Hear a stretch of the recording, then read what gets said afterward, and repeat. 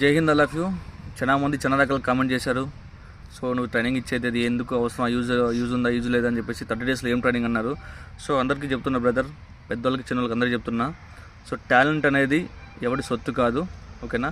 ఎవరి దగ్గర టాలెంట్ ఉంటుందో వాళ్ళు మాత్రమే పైకి వస్తారు అనేది నా నమ్మకం. సో నేను ఇచ్చిన నా దగ్గర ఎటువంటి షూటింగ్ రేంజ్ లేదు, ఓకేనా. నేను ఇచ్చేది కూడా కొత్త open area. So open area అంటే ఎయిర్ ఎఫెక్ట్స్ ఎక్కువ ఉంటుంది. సో దానివల్ల రైఫిల్ ఊగుతూ ఉంటుంది, పిల్లల మైండ్ సెట్ గాలి వల్ల వాళ్ళ మైండ్ సెట్ మారిపోతూ ఉంటుంది. దాంతోపాటు వాళ్ళ రైఫిల్ అనేది అప్ అండ్ అవ్వడం వల్ల ఏమైందంటే వాళ్ళ ఫోకస్ అంతా కాన్సన్ట్రేషన్ దెబ్బతింటూ ఉంటుందన్నమాట. అయినా సరే మన పిల్లలు నేషనల్స్కి మొత్తం మీద ఒక 200 మెంబర్స్ వచ్చారన్నమాట షూటింగ్ కాంపిటీషన్స్కి. దాంట్లోంచి మన పిల్లలు 4 సెలెక్ట్ అయ్యారు నేషనల్స్కి. ఓపెన్ సైట్ పిస్టల్లోంచి నాకున్న నాలెడ్జ్ ప్రకారం పిల్లలకి పంచిన. సో 30 డేస్లో ట్రైనింగ్ ఇచ్చిన మోడల్ కాలేజ్ అమ్మాయిలకి.